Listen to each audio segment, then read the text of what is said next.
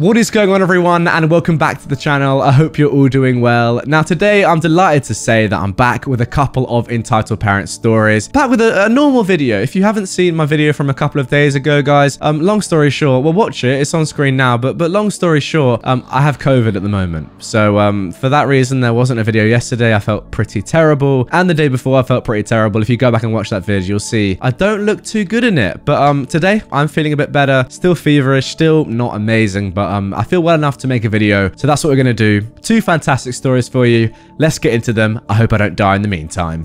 Drunk entitled mum thinks it's my responsibility to watch her kids while she continues to drink. Like millions of other people, at the beginning of the pandemic, I lost my job. Fortunately, I managed to obtain another job delivering desserts for a bakery. Now, this particular shop was really small, but it had two small counters in the front window facing outside. Pre-pandemic, these counters would allow a couple of people to sit and enjoy their sweets while watching the world go by.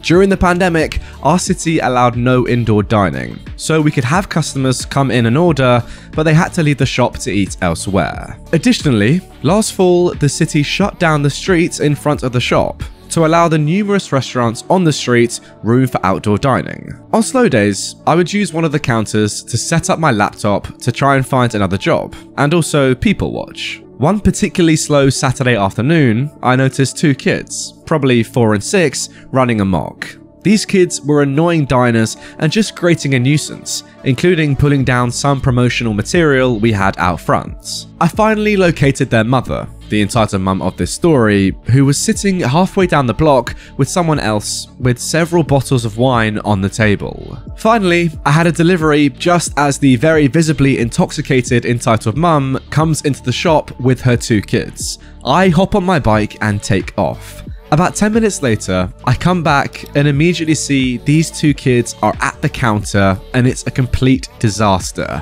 There's ice cream all over the counter, the window, and the wall, and the entitled mum is nowhere to be seen. I walk into the back and ask the shift lead why the kids are eating in the shop.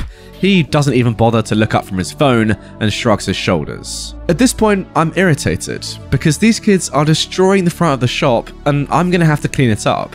I decide to go out and find and confront the entitled mum. I say to her, "I'm sorry, but because of city ordinances, your kids cannot eat inside the shop."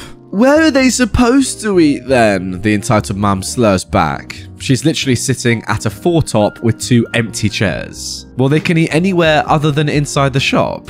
"I'm busy right now," as she takes another very healthy drink of wine. "If you cannot get them right now, I'm gonna have to call the police. We can't risk a fine and closure because your kids are eating inside."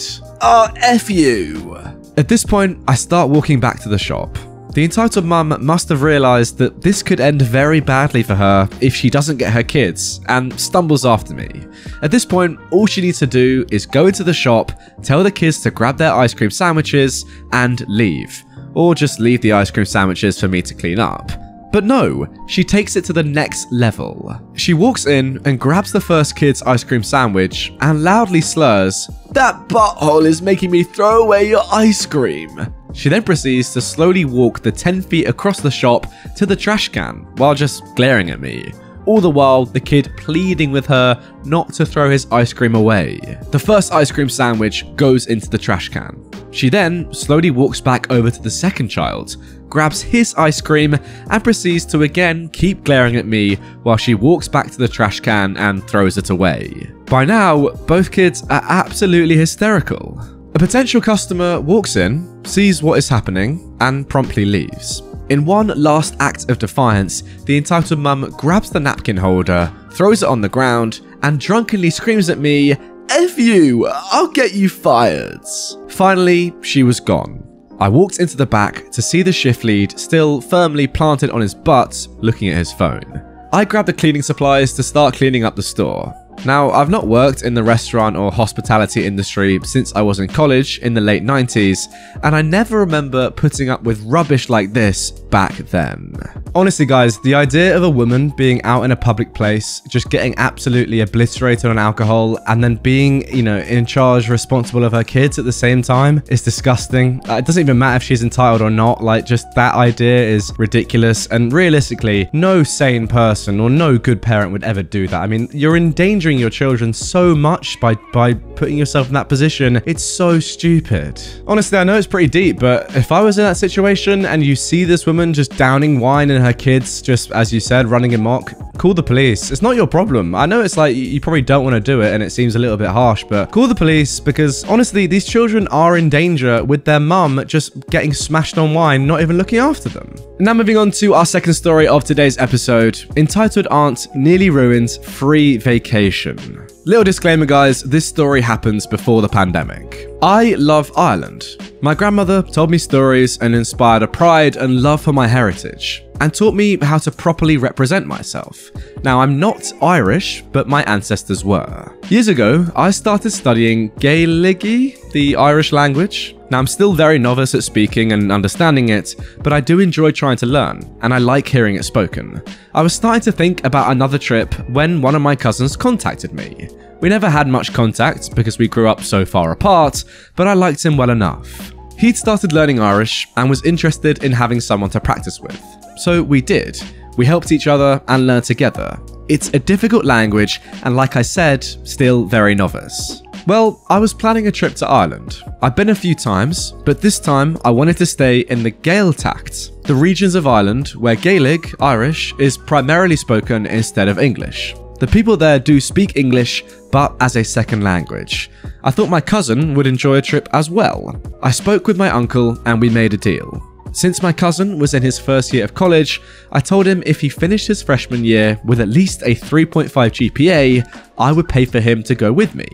He worked really hard and was mostly taking honours classes, and came out with a 3.4. I of course let him feel a little grief from trying so hard only to come up short, then I told him he'd still be going with me. You could say I shouldn't have, but he genuinely worked very hard and I believe he earned it. Plus, he's a good kid and I want to encourage him to keep working hard in his education. Now for a quick little bit of background on my cousin's parents. Aunt Kat and Uncle Tom are people of limited means. Not speaking poorly of them, Uncle Tom works hard to give them a comfortable life. Aunt Kat is my dad's sister, and the grandmother I mentioned earlier is her mum. Uncle Tom is the son of Italian immigrants. While trying to put my cousin Ben through school, they couldn't afford to send him on vacation. But I assured them the whole trip was on me.